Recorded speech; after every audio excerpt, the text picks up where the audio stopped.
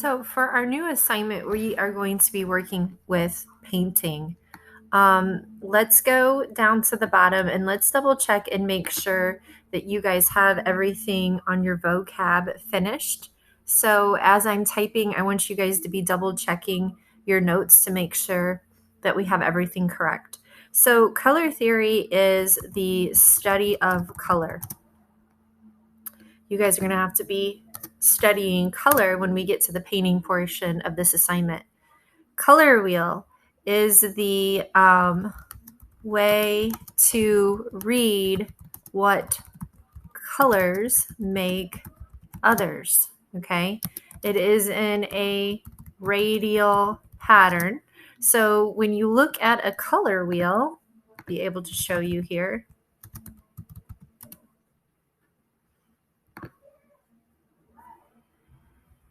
You can see that you have what we call primary colors. So your yellow and your red and your blue are right across from each other in a triangle pattern. You can see that we have our secondary colors, which is green, orange, and purple. And you can see that those are also in a triangle pattern. And in between our primary and our secondary, you have our tertiary. So these colors all make each other. The only colors you cannot mix are the yellow and the blue and the red. Okay, if you have those three colors, you're going to be able to make every color on the color wheel. So primary are the most important: red, yellow, and blue. Secondary are made by mixing the primaries. And we always say the primary color first. So we are going to have, I'm sorry, not for secondary. So we're going to have orange, green, and what we call violet. Purple and violet are the same. Tertiary are made by mixing primary and the secondary. This is where we always have primary first. So we're going to say red, orange, yellow, green, and blue, violet. Complementary, this is good to know. These are opposites on the color wheel.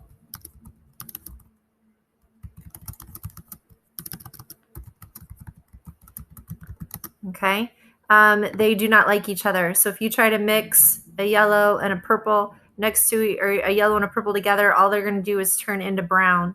That actually might be used to your advantage in this assignment. But to start, we want to make sure that we're not doing that. A tint, it's not like tinting your windows. A tint is adding white.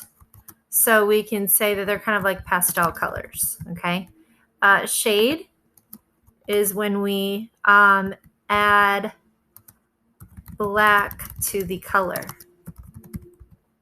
okay? So it's going to be darker. Again, if these are not correct, you need to make adjustments on your notes yourself.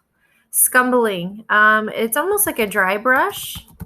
And if you remember in 7th grade, we actually did this. So we can apply the paint over top of dry paint to create texture. This is something you might want to do in the background. Okay. As far as mixing paint, we always put the lightest color in first and then we add the darkest, and that's so that we don't mix so much paint. Okay. Otherwise, if we do the opposite way, we're going to be mixing forever.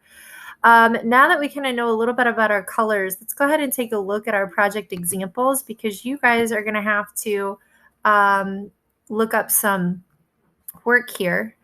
And what I want you to recognize is how this macro bug is set up. So you can see here that if we were to divide this paper in half, you can see that this bug takes up almost 2/3. So here is a third, here is a third, okay? So it takes up almost 2/3 of the work or of the page. So that's actually kind of a cool concept. Instead of centering your bug, you can actually think about putting it maybe on the side. And that would be a really, really cool way to set up your project instead of having it everything in the center.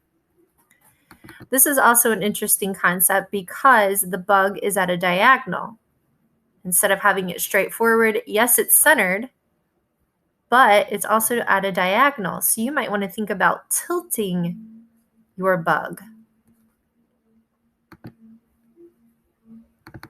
Now, this one is really, really cool because it is centered. However, it's zoomed in and we don't see the rest of the wings. So you can almost, that's what the artist is doing, is giving us kind of a viewpoint here where we can almost make up the rest of the wing just by looking at it, even though it's not there. And we've got this kind of cool colored branch here that goes through the center with the body, and then the wings cross this way. So that's what kind of divides up our paper a lot more interesting. Instead of having just the whole bug centered, seeing all of the wings, this is more interesting and more dynamic when we have it kind of cropped out a little bit. These two are just old assignments. These are interesting as well because, again, you have part of the body showing with the wing kind of at a diagonal. So that's kind of an interesting way to set it up. This is not the media that we're going to be using, but you can kind of give that as an idea on your composition. The composition here, again, it's taking up 2 whole thirds. So the first third of the artwork has nothing on it, and then the other 2/3 is filled up by the entire image. Remember that composition is placement. So out of all of these examples that I've given you, they have a dynamic placement. They're interesting. They're turning the bug. They're twisting the bug. They're cropping it. They're seeing part of it. They're having the bug kind of fill in 2/3 of the page. So this is extremely important when we're talking about how to set up your work. Once you've kind of thought about the way that you can set it up, you can actually go in, and what I want you to do is Google macro bug. And you can actually type in macro bug photography. That might be a little easier for you guys to do. When you do that, go ahead and hit images. And there's all kinds of crazy bugs that are going to pop up. So it's really, really cool to see. I mean, look at this with all of the water droplets on it. It's so cool. So these are the paintings that you guys are going to be working with. We're not necessarily working with an artist this time. It's going to be more about composition and placement. And then it's going to be about mixing colors and color theory and about painting. So what I want you guys to do is really think hard about these photographs that you guys are going to be using to paint from. You're not only just looking at the colors that you see, but you're also looking at the placement. Now, what we can do as well is you guys have used Google Drawings before. So you could actually save an artwork by right-clicking. Oops. Click on it. You can hit Save Image As and make sure that you have it saved. Right now, my intro to paintings is popping up. So you can save it to your drive.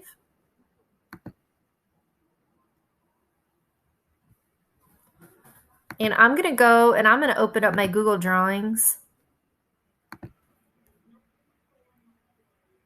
You can go ahead and title it Bug Project if you want. You better put your name on it like we did before, just in case I ask you to submit it. But what would be kind of cool, you could insert this photo and remember that you're not pulling the side because look what's going to happen. It's going to stretch it.